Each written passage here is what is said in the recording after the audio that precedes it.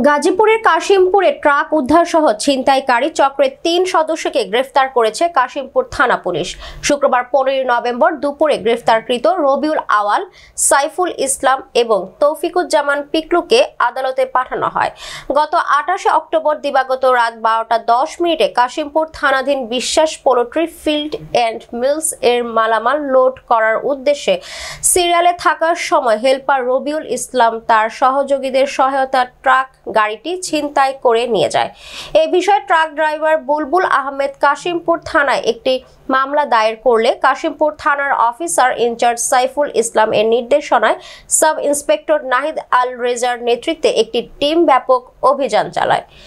অভিযানের মাধ্যমে ১৪ নভেম্বর বৃহস্পতিবার দুপুরে রবিউল আওয়ালকে গ্রেফতার করা হয়। তার দেয়া তথ্যের ভিত্তিতে অপর ২ জন ছিনতাইকারীদের গ্রেফতার করে এবং ঝিনাইদহ সদর এর গোপীনাথপুর থানা এলাকা হতে ছিনতাইকৃত ট্রাকটি উদ্ধার করে। গ্রেফতারকৃত ছিনতাইকারী এবং উদ্ধারকৃত ট্রাক কাশিমপুর থানা আনা হলে ১৫ নভেম্বর শুক্রবার দুপুরে গ্রেফতারকৃতদের আদালতে পাঠানো হয়।